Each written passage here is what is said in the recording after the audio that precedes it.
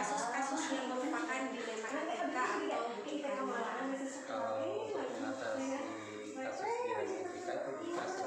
atau keadaan benar lawan benar. Sementara untuk tuntutan moral itu apabila benar melawan salah. Ya, itu ya Pak. Selama ini Bapak menjalankan pengambilan keputusan di sekolah yang Bapak pimpin. Nah, terutama kasus-kasus di mana ada dua kepentingan ini, benar lawan benar atau sama-sama benar gitu ya Pak. Nah, bagaimana Bapak menjalankan atau mengambil keputusan tersebut? Kalau untuk pengambilan keputusan kalau benar lawan benar itu saya biasanya memprioritaskan atau mengedepankan hal-hal yang penting dulu dan sesuai dengan nilai kebaikan atau apakah ada manfaatnya untuk semua pihak atau tidak, itu yang paling menjadi prioritas utama. Jadi kita akan melihat nilai-nilai kebaikannya ya Pak. Baik, selanjutnya mungkin prosedur yang Bapak tempuh nih, langkah-langkah yang biasa Bapak lakukan dalam pengambilan keputusan. Dalam pengambilan keputusan biasanya saat saya itu suka memprioritaskan dulu kebutuhan, diprioritaskan, lalu setelah itu saya itu biasanya menggali nilai-nilai baiknya,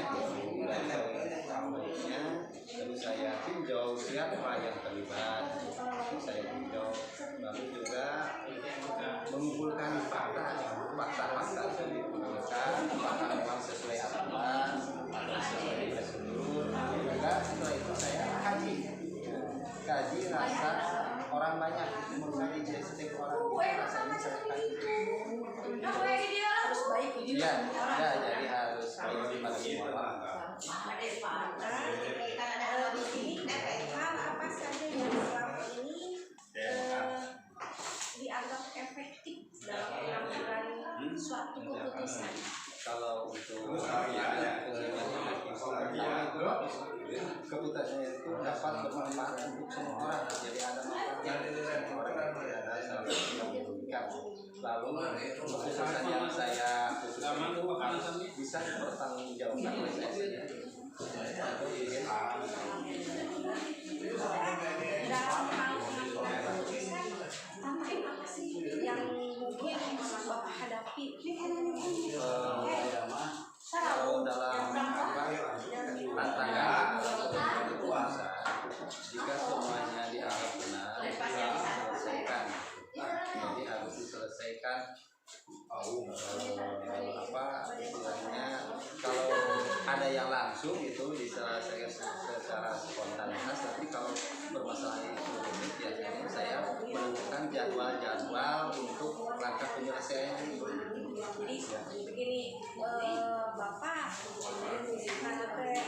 yang dianggap masalahnya benar, semuanya benar, harus semua dari sini ada jadwal yang bisa dilakukan akhirnya supaya keputusan itu mendapatkan manfaat pada semua orang.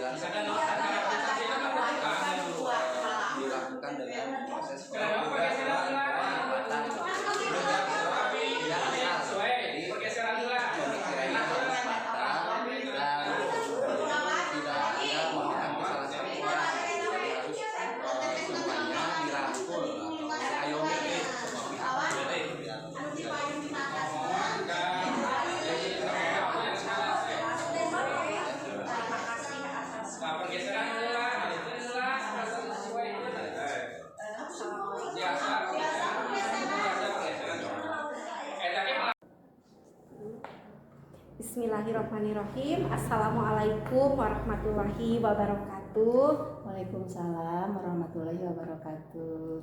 Ibu, saya Ratna Sari sebagai calon guru penggerak angkatan 8 dari Kabupaten Tasikmalaya. Ya. Pada kesempatan ini saya meminta waktunya untuk Ibu untuk mewawancarai perihal materi pengambilan keputusan. Oh, iya, silahkan Bu. Terima kasih. Mungkin ini beliau adalah Kepala Sekolah SDN Sukakerta, Kecamatan Jatiwaras, dengan Ibu Yati Rohayati, SPD MPD. Bisa kita mulai, Bu? Ya, bisa Bu. Ya, baik. Terima kasih ya, Bu. Nah, di sini selama ini Ibu bagaimana mengidentifikasi kasus-kasus yang merupakan dilema etika atau bujukan moral? Dilema etika itu jika situasi yang benar itu melawan yang benar. Terus kalau bujukan itu yang benar melawan yang salah. Mungkin seperti itu ya Bu. Iya, baik. Jadi kasusnya kalau Ketaatan, ya seperti itu. Baik, Ibu dalam mengambil suatu keputusan di sekolah yang Ibu pimpin nih, terutama kasus-kasus di mana ada dua kepentingan yang sama-sama benar, yang sama-sama mengandung nilai kebajikan. Bagaimana Ibu menjalankan pengambilan keputusannya? Nah, kalau ada situasi seperti itu, saya akan menilai hal yang lebih penting dulu atau prioritas dan sesuai dengan nilai kebaikan, kebermanfaatan untuk semua pihak. Itu ya Bu. Jadi kebermanfaatan untuk semua pihak, nilai-nilai kebaikannya itu mungkin yang Ibu utamakan gitu ya dalam mengambil keputusan. Baik, prosedur seperti apa dalam melakukan pengambilan keputusan selama ini? Prosedurnya seperti pertama harus prioritas kebutuhan dulu, baik kebutuhan individu sendiri ataupun kebutuhan di organisasinya atau di sekolahnya. Pertama prioritasnya apa? Yang kedua, saya akan menggali nilai-nilai baiknya dari masalah tersebut. Terus saya kalau sudah menggali, saya akan meninjau siapa yang terlibat, lalu mengumpulkan fakta-fakta, terus apakah masalah tersebut apakah sesuai dengan aturan atau prosedur seperti itu, dan juga saya harus mungkin prosedurnya mengkaji rasa orang banyak atau kalau istilahnya humanisme gitu. Nah itu mungkin. Jadi enak di kita, enak di orang lain gitu ya Bu. Orang lainnya nanti baik, menjadi baik, akhirnya di pihak yang satu lagi juga harus baik gitu. Jadi untuk kemajuan bersama. Gitu. Baik Bu. Nah, dalam mengambil suatu keputusan nih, hal-hal apa yang dianggap efektif pada kasus-kasus dilema etika tersebut Bu? Hal yang efektif dalam pengambilan keputusan itu ya tentu saja tadi itu harus bermanfaat untuk orang banyak tentunya ya. Dan juga pengambilan keputusan itu harus dapat dipertanggungjawabkan, itu jauh lebih penting gitu. Iya. Ibu di sini dalam mengambil suatu keputusan nih mungkin ada tantangannya, khususnya mungkin dalam kasus-kasus dilema etika. Menurut Ibu apa saja nih tantangannya? Wah, tantangannya banyak sekali ya. Hal yang menjadi tantangan dalam pengambil keputusan itu bila seseorang itu menghadapi misalnya masalah yang sama-sama penting, sama-sama benar juga gitu. Jadi kadang-kadang seorang guru seperti itu bimbang gitu ya, mana yang harus diambil keputusannya. Nah di sini sebagai kepala sekolah nanti melihat kembali, meninjau kembali prosedurnya, lalu prosedurnya itu harus diberitahu kepada semua guru biar ada patokan, ada aturannya. Jadi beliau juga akan mengerti mengambil keputusan yang mana untuk kebaikan bersama. Iya, gitu ya Bu ya. Jadi kalau emang benar-benar nih semuanya harus kita selesaikan mungkin bingung juga. Bingung juga. Baik, Ibu tadi kan ada tantangannya begitu ya. Eh, Ketika ibu menghadapi kasus-kasus dilema etika, apakah ibu mempunyai jadwal tertentu atau ibu menyelesaikannya di tempat? Itu tergantung kepada masalah yang dihadapi. Ada yang langsung diselesaikan dan ada juga cara-cara tertentu ya. Yang langsung diselesaikan misalnya gurunya nanti ada laporan, tidak ada laporan juga saya akan melihat situasi lalu dipanggil di kantor secara berdua gitu ya. Jadi saya tanya sesuai dengan prosedur yang telah saya buat, lalu diambil keputusan. Yang kedua ada jadwal tertentu karena untuk sekarang itu banyak sekali tantangannya, guru-guru itu banyak pekerjaannya selain pekerjaan luring, daring juga ada. Nah, seperti itu. Jadi itu terjadwal. Terjadwal biasanya saya itu melakukan refleksi ke guru sesudah istirahat. Nah, sesudah tidak mengajar, saya sesudah istirahat, tidak mengajar, lalu saya refleksi. Di sana refleksi tentang permasalahan yang ada, permasalahan yang sedang dihadapi, yang sama yang sudah terjadwal gitu. Jadi saya selalu mengingatkan dan juga mengantisipasi untuk hal-hal yang membingungkan keputusan untuk guru mengambil keputusan seperti itu. Jadi bisa di tempat, bisa dipikirkan gitu, sesuai dengan kasusnya. Sesuai dengan kasus yang dihadapi oleh guru itu Ya, gitu. Kalau yang terjadwal itu kan yang sudah ada misalnya kayak webinar yang bentrok dengan misalnya PGP-nya juga atau dengan PPG. Nah, Warahmatullahi wabarakatuh. Waalaikumsalam warahmatullahi wabarakatuh. Ibu, saya ucapkan terima kasih atas waktunya. Ibu telah memberikan kesempatan kepada saya untuk melaksanakan wawancara dalam program pendidikan guru penggerak ini. Ibu di sini sebagai kepala sekolah SDN 2 Papayan. Baik Ibu, pada kali ini saya akan sedikit mewawancarai tentang pengambilan keputusan yang telah Ibu laksanakan. Mungkin selama ini bagaimana Ibu mengidentifikasi kasus-kasus yang merupakan dilema etika atau bujukan moral itu seperti apa? Dilema etika, jika situasi keadaan benar lawan benar, bujukan moral benar lawan salah. Oh begitu ya Bu. Jadi kalau masalahnya kedua-duanya itu benar, itu mungkin dilema etika. Kalau misalkan kita benar, sedangkan misalkan hal yang harus kita putuskan juga ada yang salah, mungkin itu disebut bujukan moral. Baik Ibu, dalam menjalankan pengambilan keputusan di sekolah yang Ibu pimpin, khususnya di SDN 2 Papayan ini, terutama kasus-kasus di mana ada dua kepentingan yang sama-sama benar dan yang mengandung nilai kebajikan, itu bagaimana Ibu mengambil keputusannya? Saya menilai hal yang lebih penting diprioritaskan dan sesuai dengan nilai kebaikan, kebenaran, kemanfaatan untuk semua pihak. Jadi itu yang Ibu dipertimbangkan gitu, jadi pertimbangan dalam mengambil keputusan. Baik, selanjutnya mungkin prosedurnya seperti apa atau langkah-langkah seperti apa yang Ibu ambil dalam melakukan pengambilan keputusan tersebut?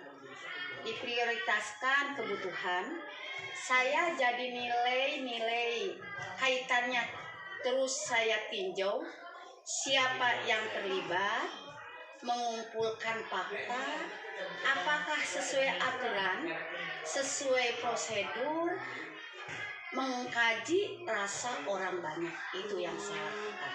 Jadi selama ini Ibu mempertimbangkan dalam langkah-langkah prosedur itu prioritas kebutuhannya, prioritas masalahnya gitu.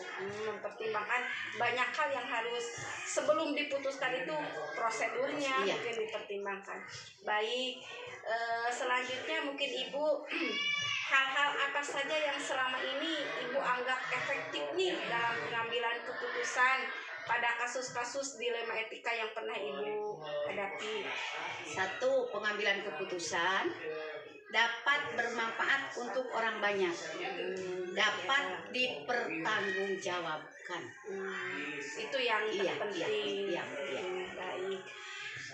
Ibu selanjutnya nih, barusan kata Ibu dalam pengambilan keputusan, apakah Ibu langsung memutuskan sesuatu itu di tempat atau ada jadwal tertentu disimpan dulu misalkan untuk dipertimbangkan, bagaimana Bu? Hal yang menjadi tantangan dalam pengambilan keputusan, jika semuanya dianggap benar dan harus diselesaikan. Jadi tidak langsung gitu, mana yang harus didahulukan. Jadi tantangan untuk menghadapi tantangan yang barusan Ibu sebutkan nih, yang benar lawan benar gitu ya, harus semuanya harus diselesaikan. Apakah Ibu langsung memutuskan di tempat atau ada jadwal tertentu, Bu? Untuk memutuskan ini, saya mempunyai jadwal, tidak langsung menyelesaikan di tempat. Suka sesuai prosedur. Jadi ditempuh dengan prosedur sebagaimana, tidak mungkin ada masalah langsung diambil keputusan atau diputuskan. Jadi dipikirkan dulu ya Iya, Bu, iya, sesuai ya prosedur yang seharusnya kita pikirkan, mana yang tadi prioritasnya, tanggung jawabnya, Iya. kebermanfaatannya. Baik Ibu, di sini saya ingin mengetahui juga Bu, apa faktor-faktor yang selama ini mempermudah Ibu nih dalam mengambil keputusan khususnya untuk kasus dilema etika? Faktornya yaitu rasa tanggung jawab dan kebermanfaatan untuk semua pihak. Tanggung jawab Ibu selaku pimpinan di sekolah ini, kebermanfaatan untuk semua orang, Iya. mungkin ya Bu. Gitu. Baik, Ibu mungkin ini nih pertanyaan terakhir ya dari yang semua Ibu sampaikan. Pembelajaran apa yang dapat kita petik dari pengalaman Ibu dalam mengambil keputusan khususnya dalam kasus dilema etika? Yang saya dapat ambil yaitu pengambilan keputusan harus perlu pemikiran yang matang, harus berpihak pada semua orang, dapat dipertanggungjawabkan. Mungkin dari hasil ini jangan melihat untuk keperluan pribadi, tapi semua orang pihak, karena di sini tidak sendiri. Baik. Jadi itu ya Bu, emang benar-benar kalau mengambil keputusan itu kita itu emang perlu pemikiran yang matang juga, Pertimbangkan, tidak bisa langsung memutuskan yang baik buruknya. Apakah memihak cuma diri sendiri, kita kan harus kepada semua. Baik ya Bu, terima kasih atas waktunya, terima kasih atas jawaban-jawabannya. Mohon maaf jika ada kesalahan dan kekurangan, serta semoga percakapan kita khususnya wawancara kali ini memberikan manfaat untuk kita semua. Assalamualaikum warahmatullahi wabarakatuh. Waalaikumsalam warahmatullahi wabarakatuh.